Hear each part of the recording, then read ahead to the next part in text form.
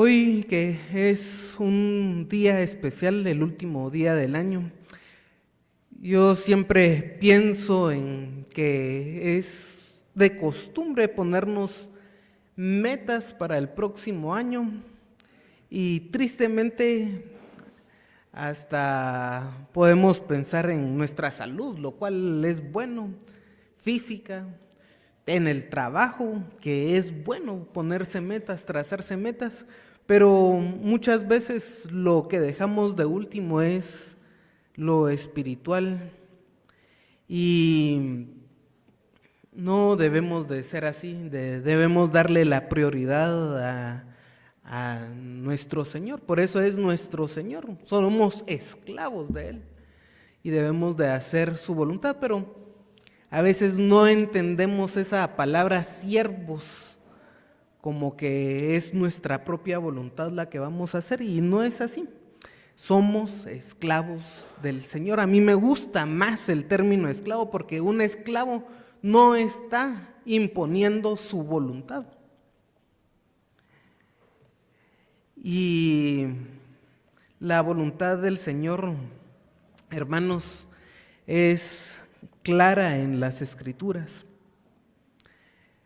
Debemos de progresar en la vida cristiana y tenemos la iglesia para crecer en la vida espiritual. Hoy quiero meditar en el pasaje que Pablo le escribe a la iglesia en Tesalónica. Pablo ahí en Tesalónica, si ustedes pueden revisar el libro de Hechos, estuvo muy poco tiempo. Si se recordarán, tenemos el viaje, el segundo viaje que llega a Filipos, a Filipos y comienza a entrarse en el mundo grecorromano. Entre las ciudades que visita está Tesalónica, pero ahí tiene problemas con los judaizantes. Y en esos problemas con los judaizantes no le da mucho tiempo de estar con los hermanos, como sí lo estuvo con los hermanos en Corintio. Ustedes se recordarán que con los hermanos en Corinto se estuvo más o menos 1 año y medio en su primera visita y estuvo Pablo poco tiempo en Tesalónica, cosa de días. Y la carta a los tesalonicenses es de las primeras cartas que Pablo escribe. Quizá si hacemos un orden, la carta a los Gálatas estaría de primero y luego la segunda de Pablo es a Tesalónica. Quizá otra carta que estaba también ya escrita era la carta a Santiago. Así que Pablo va a dar instrucciones acá. Pero una de las cosas que tenemos que tener en mente es que el tema principal de la carta, la primera carta a los tesalonicenses, es el regreso de Cristo. Y vean que es un tema un tanto recurrente, pues la segunda carta es el día del Señor. Entonces nos está hablando de temas escatológicos en el futuro. Y es importante que observemos la vida de un cristiano en la esperanza del regreso de Cristo. Cuando hablamos de velar por el regreso de Cristo, esperar su segunda venida. Hermanos, no es estar sentado en una silla o en la cama, en una vigilia, desvelarse a ver si viene el Señor. Hay algunos que han tomado literalmente y hacen vigilias y bueno, no está mal hacer una vigilia, pero no es la idea de estar sentado ahí viendo si el Señor se aparece. El Señor nos ha mandado a ser testigos. Cuando se fue, tenemos 5 testimonios de la gran comisión: predicar el Evangelio, enseñar todas las cosas que os he mandado, a ser testigos de su venida. El velar, hermanos, es actuar, no es desvelarse en pasividad.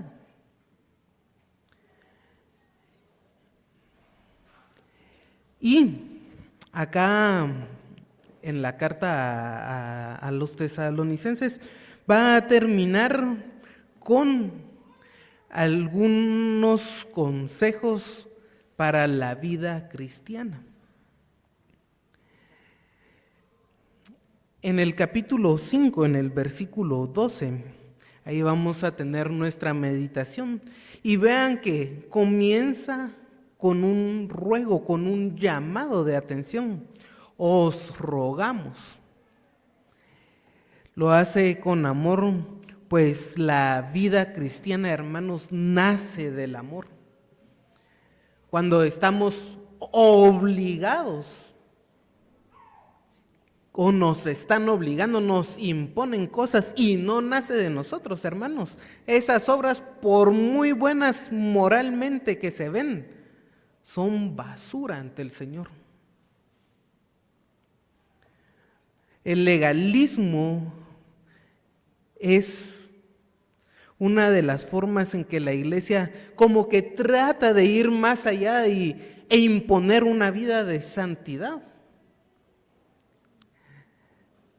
Y así no es la vida cristiana. Pero tampoco caigamos en el otro lado de no actuar, de estar pasivos, de esperar, Señor, yo quiero vivir una vida santa, que se abra una nube y que un rayo del cielo me caiga y pueda vivir una vida de santidad.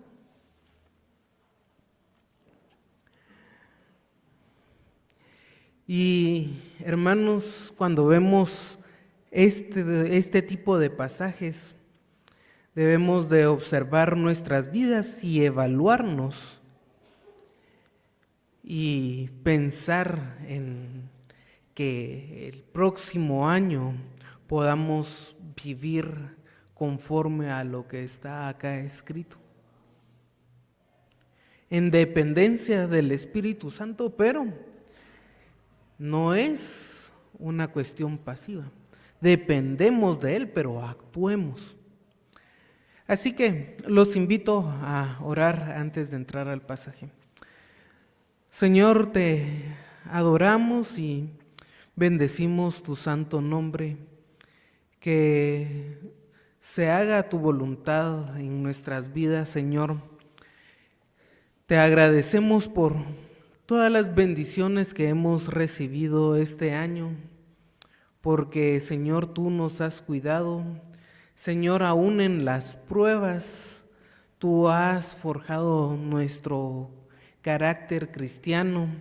Y te pedimos, Señor, que tú nos ilumines en este tiempo, que tu Espíritu Santo que mora en nosotros nos haga entender, Señor, y que este pasaje no se quede como un dato más, sino que sea comprensible, que cambie, transforme nuestras vidas a vivir una vida de santidad para ti.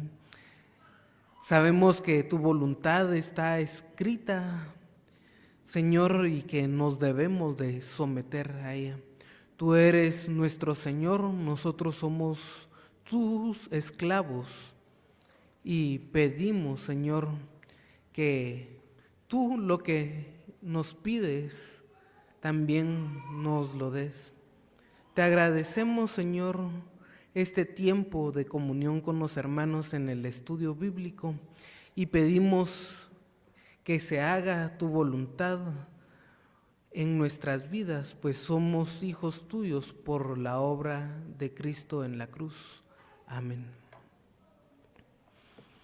Entonces, hermanos, veamos el capítulo 5, el versículo 12 de la primera carta a los tesalonicenses. Dice: os rogamos, hermanos, que reconozcáis a los que trabajan entre vosotros y os presiden en el Señor y os amonestan. Una de las cosas es que comienza con un trato amable y debemos de fijarnos que estaba hablando de la vida cristiana que está en la iglesia. La vida cristiana que está en las relaciones que están dentro de la iglesia. Si bien hay personas que quizás se vayan a alguna misión donde no hay nadie cristiano, ellos tendrán la excusa de que están abriendo un campo misionero. Pero en general, hermanos, nuestra vida cristiana debe estar dentro de la iglesia. La iglesia es una institución dada por el Señor, puesta por el Señor para edificación de cada uno de nosotros. No es una institución humana, sino es la obra del Señor.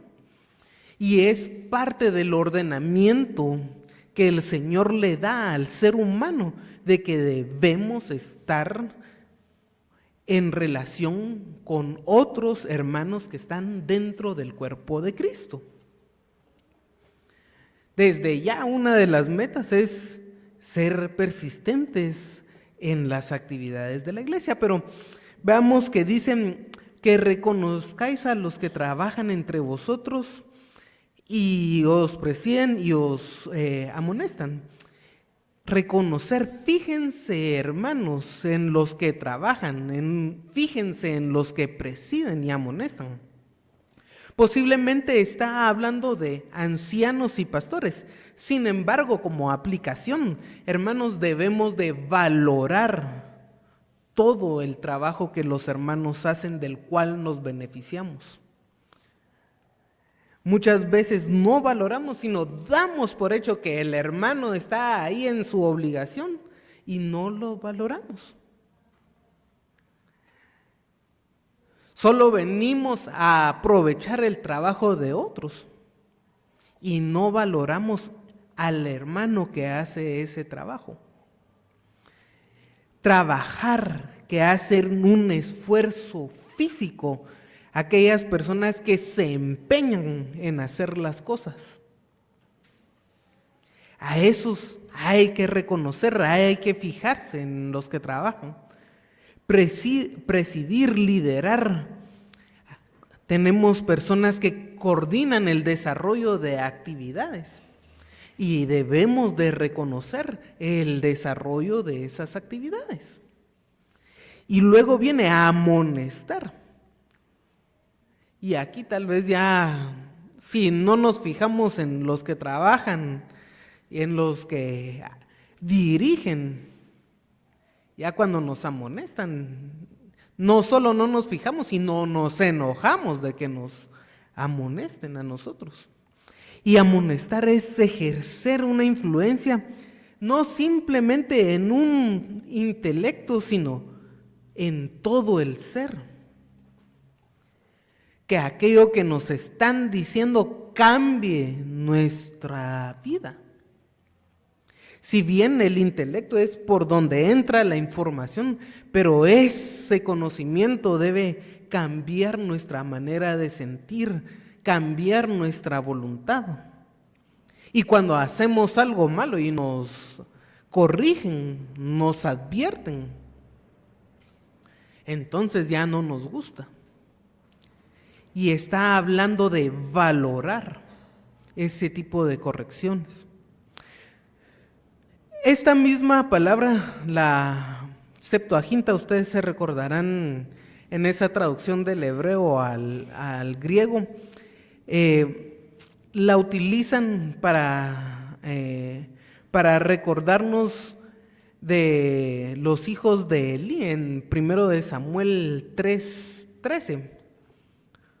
donde él no corregía a sus hijos y por eso el Señor los castiga, quitándoles la vida. Entonces esa corrección, esa advertencia que tenemos es de valorar, de reconocer a esas personas que nos están corrigiendo. En general, aquellas personas que trabajan, coordinan y aún amonestan en diferentes aspectos, hay que tenerles ese reconocimiento y luego nos dice que también mucha estima. Versículo 13, y que los tengáis en mucha estima y amor por causa de su obra. Tened paz entre vosotros y que tengáis y los tengáis en mucha estima. Esta frase en mucha estima, hermanos, muestra el concepto alto que debemos de tener por nuestros hermanos. Pablo lo utiliza en 1 de Timoteo 6:1 para decirle a los esclavos que tengan una estima alta por los amos. A veces eso es en nuestras vidas un poco contradictorio por nuestra naturaleza pecaminosa. Pero debemos de tener en mucha estima a aquellas personas que nos corrigen, aquellas personas que trabajan por nosotros, que nos beneficiamos de su servicio. Pero es una estima alta, mucha estima y amor por causa de su obra. Ahora bien, amor, hermanos, ustedes se recordarán aquí la palabra agapao, que es lo que Pablo utiliza en 1 Corintios 13, que dice que debemos de ser benignos, de no tener envidia, no tener jactancia, no envanecerse, no buscar lo propio, no irritarse, no guardar rencor. Ese amor que es fruto del Espíritu se ve reflejado hacia los hermanos que reconocemos por causa de su obra. Debemos de ser más benignos con los hermanos. Y a la causa de la obra, hermanos, no es solo que yo me beneficio del trabajo del hermano, sino que a veces ponemos más carga por la mala actitud que tenemos hacia lo que él hace. No solo nos beneficiamos, sino que con la mala actitud que tenemos, a veces le ponemos más carga de trabajo a las personas.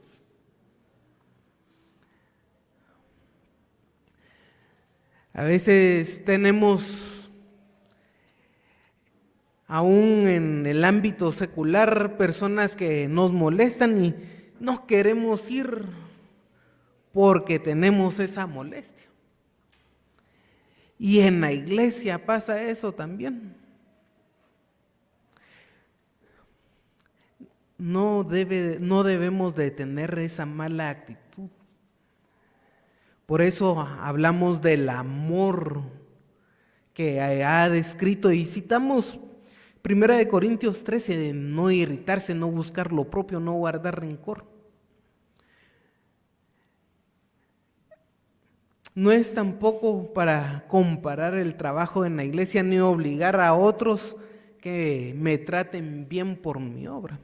No es decir, y se recordarán lo que nos dice Pablo, de que no debemos de estar comparando, aquel hace algo de poner el sonido, yo soy maestro, yo soy mejor que él, yo toco tal instrumento, yo soy mejor que aquel que barre. No es así. Cada uno tiene su espacio y no es para comparar los trabajos en la iglesia. Y hermanos, todo lo que estamos hablando de acá también no es para obligar que otros me traten bien por mi obra. Si el hermano no me trata bien, él va a rendir cuentas al Señor. Aquí estamos hablando qué actitud tengo yo individual en la congregación. Dice, tened paz entre vosotros. Para los griegos la paz era un estado, no una relación, la cual era contrario a la guerra, al disturbio, a la molestia. Sin duda, acá, aunque esté hablando de la iglesia, lo podemos aplicar a nuestra vida en el hogar, en nuestro trabajo, en nuestra casa. Ese estado contrario al disturbio, a la molestia, a la guerra. La paz también en el judaísmo era un don de Dios que muestra la suficiencia de todas las bendiciones sólidas de Dios. Cuando hablo de bendiciones sólidas, aquello tangible o intangible que puedes sentir, que no es un pensamiento, sino es algo que una persona puede dar un testimonio, una bendición que tenemos del Señor. Y esa bendición es suficiente que lleva a la paz. Eso dentro del judaísmo. Ahora bien, la paz, entrando al concepto más cristiano, es una cualidad del amor. La paz es una cualidad del amor que es el fruto del Espíritu Santo. Nos dice que entre cristianos debe de reinar la paz.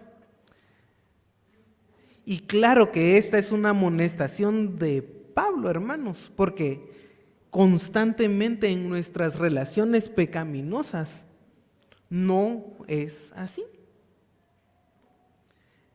En nuestras relaciones pecaminosas no es así. Si nos dejamos conducir por nuestra naturaleza pecaminosa, no vamos a hallar la paz. Pero es el fruto del Espíritu Santo. También os rogamos, hermanos, que amonestéis a los ociosos, que alentéis a los de poco ánimo, que sostengáis a los débiles, que seáis pacientes para con todos. Versículo 14. También os exhortamos, nos ruega, y vean que otra vez se usa amonestar, que es llamar la atención, corregir a aquellos que son ociosos. La palabra ocioso va en línea con lo desordenado, lo indisciplinado, lo desenfrenado, aquellos que creen que no hay ley, que se sale del orden evidente del cristianismo, aquellos que evaden las obligaciones, las personas irresponsables. Aquellos que están siendo vividores, que dicen, igual yo me salvo y soy un indisciplinado, desenfrenado, yo vivo como yo quiera bajo mi propia carne. Aquellos que no procuran vivir en santidad, a esos hay que llamarles la atención, corregirlos. Pero una de las cosas que ustedes pueden observar es la traducción, que habla de ociosos, aquellos que evaden sus obligaciones, que son irresponsables. Y es que, hermanos, en el contexto de trabajo que estamos teniendo en este ruego que hace Pablo, es una irresponsabilidad del creyente en tener un don y no ejercerlo. Es evadir la obligación que el Señor me ha dado.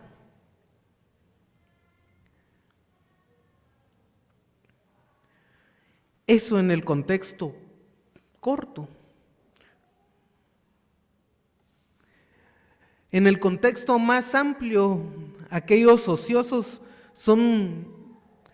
hay un tema con los vividores que había en Tesalónica. Porque habían personas que decían, bueno, ya viene el Señor, entonces voy a vender todas mis cosas y que la iglesia me mantenga. En un contexto amplio. Ahora, en el contexto inmediato, en el contexto de trabajo que está hablando de la iglesia, es de que nosotros debemos de ejercer nuestros dones. Ya hablamos que es una responsabilidad. Si el Señor me otorga algo y yo no lo uso, estoy evadiendo esa responsabilidad.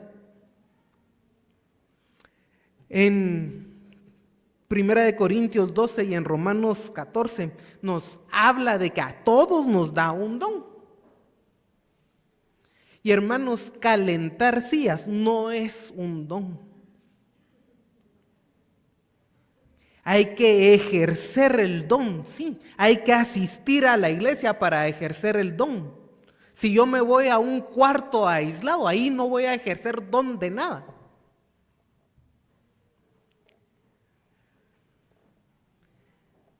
Hay que asistir a la iglesia y no ser irresponsables, no evadir esa responsabilidad que el Señor nos da en el cuerpo de Cristo. Por eso, hermanos, esa idea de yo me voy a salvar y vivo como quiera, acá no tiene ningún sentido. Que alentéis a los de poco ánimo, consolar, confortar, animar. La idea es refrescar. Aquel que está descorazonado, desalentado, posiblemente pueda haber alguna enfermedad, pero el énfasis está en la fe. Aquellos que por alguna razón se desaniman, hay personas que piensan, ¿será que el Señor me está castigando? ¿Por qué el Señor no me bendice? Porque a veces no nos da lo que nosotros queremos. La respuesta en bendición del Señor es no, pero a nosotros no nos gusta esa respuesta. Y hay que consolar y confortar a esos hermanos, animarlos a que tengan fuerza en la fe. Que sostengáis a los débiles, que seáis pacientes para con otros. Sostener a los débiles es apegarse, esforzarse por aquel que no tiene fuerza. Si bien puede ser otra vez fuerza física, el énfasis es en lo espiritual. Sostener a los débiles. Que seáis pacientes, ser longánimo, esperar paciente el favor. Acá ser paciente usa la misma palabra que usa en 1 Corintios 13, en que el amor es paciente. Que el amor espera. Mirad que ninguno pague a otro mal por mal, antes seguid siempre lo bueno unos para con otros y para con todos. Versículo 15. No hay que pagar mal con mal, ser vengativo, hermanos. Aun si recibimos mal, ahí se debe de revelar nuestro carácter cristiano. No decir, aquel me hizo algo malo, yo voy a planificar vengarme. tal vez que le duela más que lo que yo, no es ser cristiano. A largo plazo lo voy a guardar. Le voy a llevar una cuenta de las cosas malas, contrario al amor.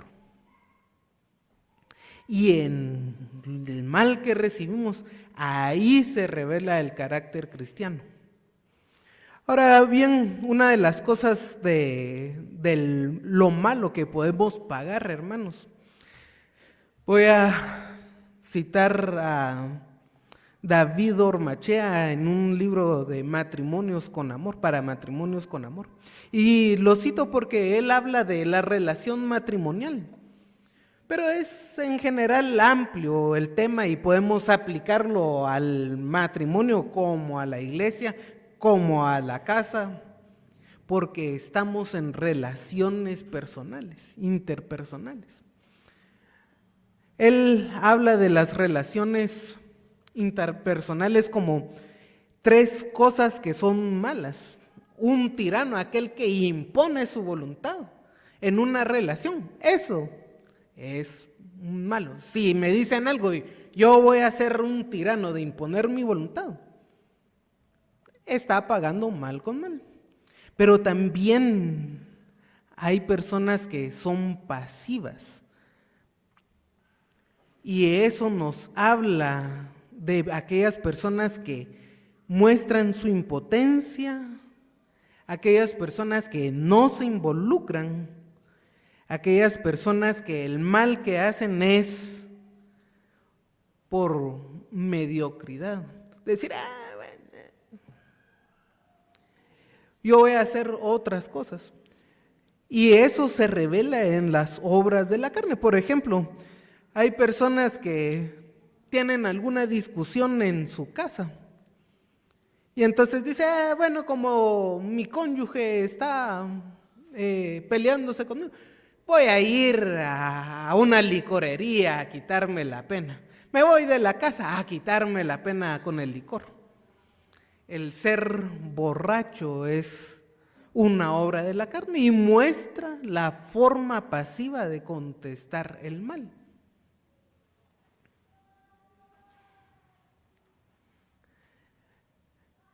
Es mostrar nuestro carácter cristiano en no pagar mal por mal. Tanto la tiranía como la pasividad pueden ser cosas malas. Estar juntos pero no unidos. Estar juntos pero sin disfrutar de la unidad. Solo por no estar dispuesto a buscar soluciones para un problema es un acto de necedad. Cito a David Ormachea. Pero ahí se debe de revelar nuestro carácter cristiano. Y si bien tenemos que el amor es paciente, que es aguantador, hermanos, también las palabras del Señor Jesucristo no nos dice que vayamos a buscar al hermano con tranquilidad y que hablemos, que llevemos testigos. Son diferentes cosas que el Señor nos da.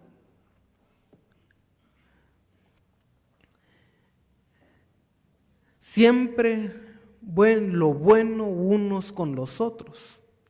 Dice antes, seguid siempre lo buenos unos para con nosotros. Y dice que en la iglesia, en nuestra casa, en la vida cristiana, debemos de buscar el bien de unos con los otros.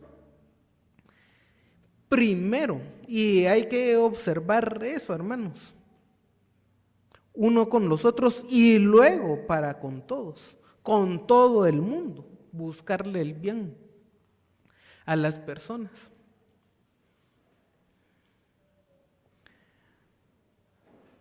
Pero Pablo comienza con nuestros hermanos en la iglesia. Y yo creo que en los círculos relacionales que podemos tener, nuestra casa debe ser lo primero que debe de sentir el bien que buscamos activamente. Luego la iglesia y luego todo el mundo. A veces tratamos de estar de primero bien con todo el mundo y no con nuestros hermanos, con nuestra familia. Estad siempre gozosos, versículo 26. El gozo es el disfrute de la fe, la satisfacción ante Dios. Más adelante en el desarrollo de las ideas cristianas, también se logró observar la diferencia entre alegría y gozo. Yo creo que está muy bien observar esa diferencia, porque muchas veces mezclamos o no tenemos concreto qué es el gozo y lo confundimos con la alegría. La alegría es un contentamiento que viene del exterior, es algo sensorial. Si estamos alegres en una fiesta, ¡ay, sí, qué alegría! Y contentos. Pero el gozo, como nace del Espíritu, es fruto, es una de las cualidades del amor. El amor es el fruto del Espíritu y una de las cosas que nos trae es gozo y paz. Gálatas 5:22. La diferencia entre la alegría, el jolgor que podamos tener y el gozo es de que el gozo permanece aún en la tribulación. Pablo en la segunda carta a los Corintios, en el capítulo 7, versículo 4, dice: mucha franqueza tengo con vosotros, mucho me glorío con respecto de vosotros, estoy lleno de consolación, sobreabundo de gozo en todas nuestras tribulaciones. Sobreabundo de gozo aún en las tribulaciones. ¿Por qué? Porque es el gozo que nace del Espíritu, que aún en las tribulaciones que Pablo está pasando por causa del Evangelio, él puede estar satisfecho, disfrutar de su fe. Pero muchas veces lo que queremos es tener alegría, contentamiento, algo sensorial.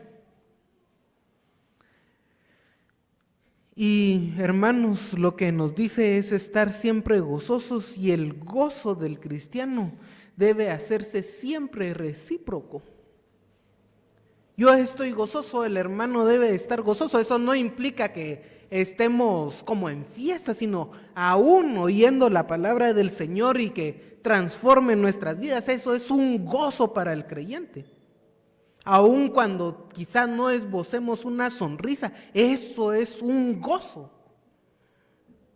Y debe de sentirse en la vida cristiana y hacerse recíproco.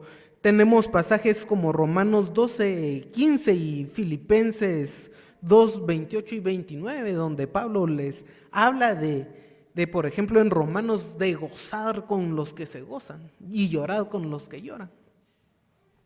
Pero es un gozo recíproco. Luego, versículo 17 nos dice: orad sin cesar. Sin cesar es constantemente, sin interrupción. La palabra orar, hermanos, está relacionado con la petición, rogar. También nos dice en dar gracias en el siguiente versículo, pero en constante sin interrupción, constantemente, orad sin cesar. Y aquí, hermanos, a veces no nos dice que el hermano está enfermo de hace un mes. Ay, qué aburrido estar orando por la misma enfermedad del hermano. No dice eso, hermanos. Es sin interrupción, constantemente. Y estar pidiéndole al Señor por las necesidades de nuestros hermanos constantemente. En Colosenses 1:9 habla de orar por otros. La idea es de orar pedir por las aflicciones, por las debilidades espirituales o enfermedades que puedan tener los hermanos. Eso nos habla mucho las Escrituras. ¿Por qué otras cosas podemos orar o pedirle al Señor? Por nuestros gobernantes seculares, por el liderazgo en la iglesia, por la expansión del evangelio. Son cosas que debemos de estar constantemente orando por ellas. Versículo 18, dad gracias en todo porque esta es la voluntad de Dios para con vosotros en Cristo Jesús. Ahora bien, así como orar estaba enfocado a la petición, también dar gracias es otro tipo de oración. Podemos agradecer por nuestros hermanos, podemos fijarnos en el trabajo y tener buena actitud de lo que hacen nuestros hermanos y agradecerle al Señor por ellos. Lo que hemos visto en los primeros versículos. También acá dar gracias a Dios por la buena voluntad que Él tiene con nosotros. La buena voluntad del Señor que se revela con nosotros. Es dar gracias. En las Escrituras, el agradecimiento está utilizado para dar gracias al Señor y algunos temas que nos habla de las Escrituras es por la comida. La comida es una de las cosas que el Señor, que las Escrituras nos hablan de agradecerles al Señor. Y voy a decirles, hermanos, que los judíos tenían la costumbre de agradecer al Señor antes de comer y después de comer. Yo espero que tengamos por lo menos esa actitud de darle gracias al Señor antes de comer. Por la provisión que el Señor nos da. Aparte de la provisión es la comida, pero el trabajo que el Señor nos da, los bienes materiales que el Señor nos da, esos son motivos de gratitud. Por nuestros hermanos en la fe. Por aquellos que usted puede contemplar acá, que son nuestros hermanos a los cuales les debemos amor.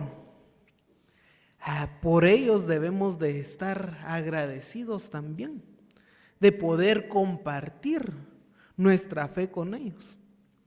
Yo creo que una de las cosas tan maravillosas que el Señor nos da, hermanos, son poder tener una comunión y una comunidad en la iglesia y darle gracias al Señor por esos hermanos.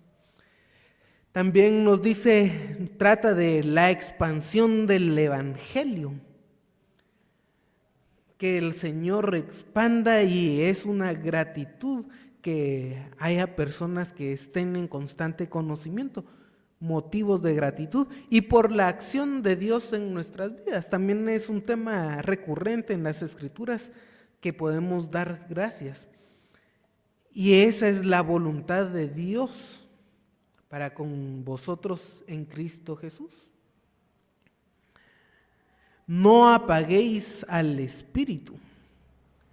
Y apagar, hermanos, versículo 19, apagar, absorber hasta secar, es la idea en griego, morir, refrenar, calmar, suprimir, desaparecer, menguar al Espíritu. ¿Y cómo es eso posible? El Espíritu, hermanos, hace operaciones en el creyente en toda su vida.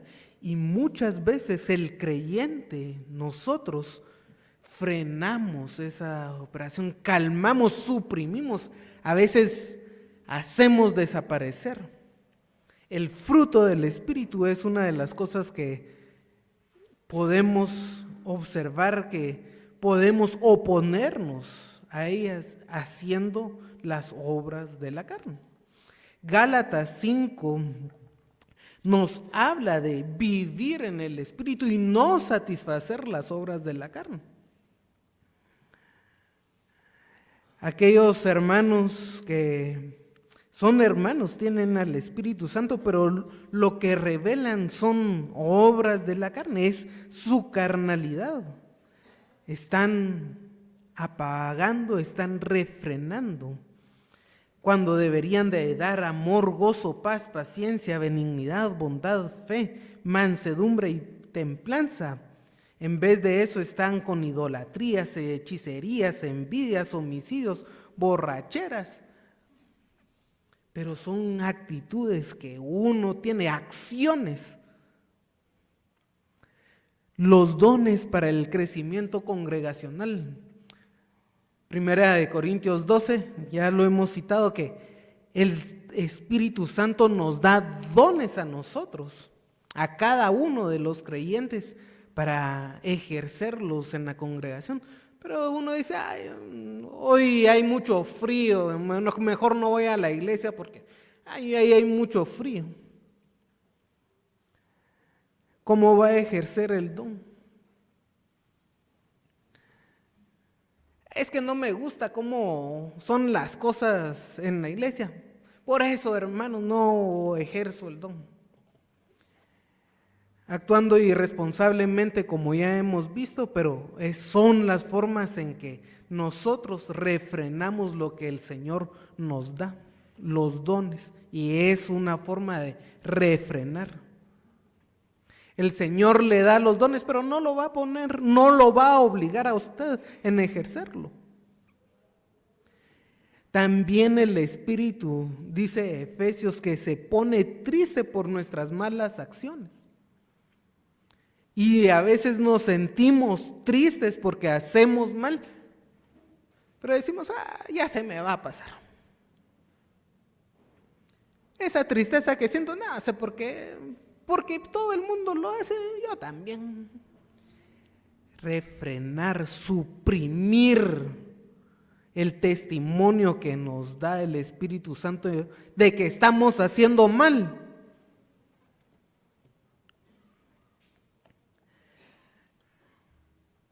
La iluminación es otro testimonio que el Espíritu Santo, otra obra del Espíritu Santo.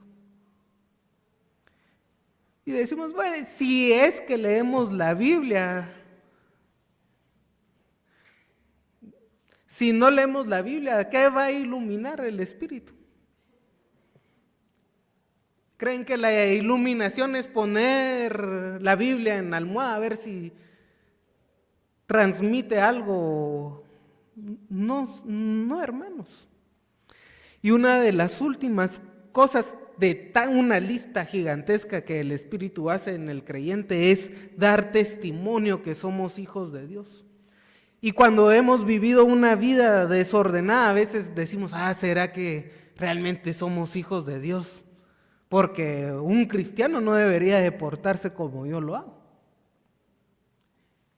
¿Por qué? Porque tenemos una mala relación con el Espíritu, porque refrenamos, tratamos de suprimir y hasta llegamos a dudar de nuestra salvación. Entonces, hermanos, no apaguemos al Espíritu Santo, no menosprecéis la profecía, examinadlo todo y retener lo bueno. Versículos 20 y 21. Aquí, como hemos visto, la carta a Tesalónica era una de las primeras. Posiblemente ellos tenían el don de profecía, don que cesó, o nosotros creemos que cesó, al escribirse, al cerrarse el canon bíblico. Pero ahora nosotros debemos tener un estudio adecuado de las Escrituras. No menospreciar las profecías, aplicándolo a nuestras vidas, es leer, estudiar las Escrituras. Ahora que se inicia un nuevo año, tratamos de leerlo en un año y No como que a veces no funciona, llegamos a Génesis, a Éxodo y ahí terminó nuestra ruta de lectura.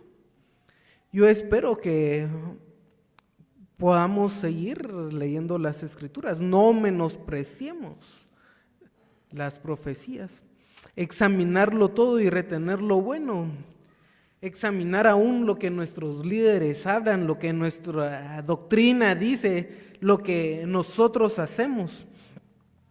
Y absteneos de toda especie de mal, versículo 22. Absteneos es mantenerse alejado de todo aquello que es malo, de toda especie. Esa frase habla de la apariencia, de la forma visible de la maldad.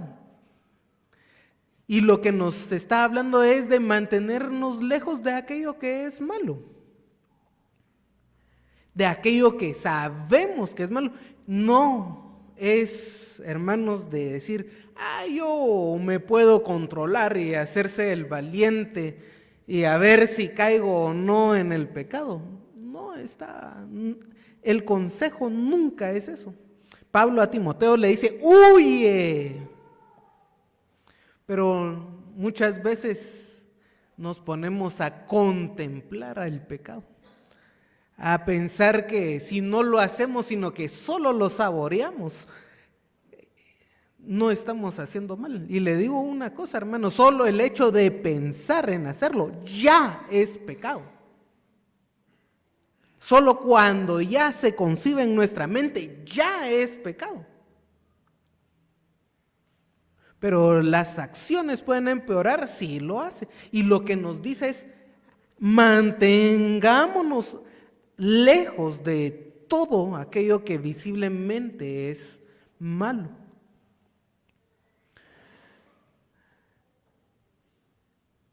Hermanos,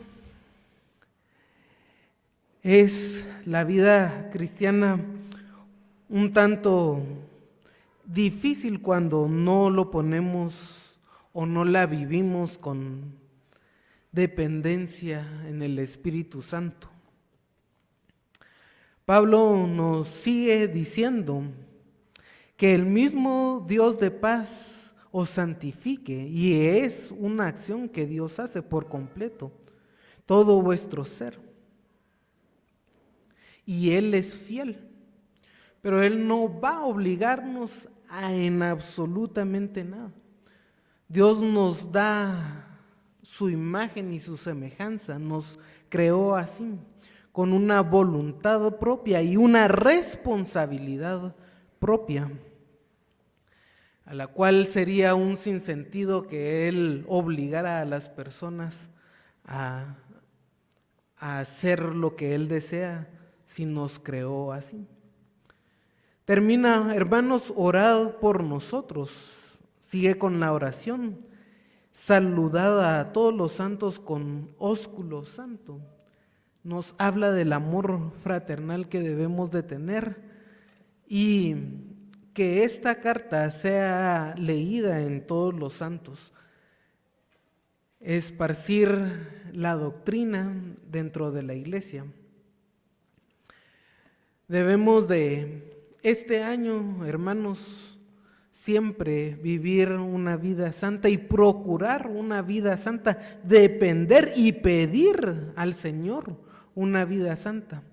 Pero recordemos que Él no obliga a nadie a vivir una vida santa. Te agradecemos, Señor, tanto que tú nos revelas. Te pedimos que siempre nuestra vida pueda apegarse a tu santa palabra, que podamos tener una vida interpersonal que te agrade a ti, una vida en nuestro hogar, Señor, en nuestra iglesia, en nuestra comunidad, que te honre, Señor, de la cual de esos tres ejes, la casa, la iglesia, la comunidad, tú seas siempre el centro. Amarte, obedecerte con todo nuestro ser, Señor, es lo primero y lo más importante. y queremos ante todo mantener una buena relación contigo. Ayúdanos a vivir una vida santa este año que viene, Señor, que esa sea nuestra mayor meta, dar el fruto del Espíritu Santo, que es un sello que habita en nosotros. Te agradecemos, Señor, porque todo esto no lo podemos hacer sin tu ayuda y sabemos que también es tu santa voluntad el que podamos acercarnos a ti. Por la obra de Cristo en la cruz, la redención, la adopción, el hecho de que seamos nuevas criaturas, el hecho de que podamos clamarte a ti como nuestro Padre Celestial con la reverencia adecuada. Te alabamos y pedimos eso por estas acciones que tú has obrado en nosotros por la obra de Cristo en la cruz. Amén.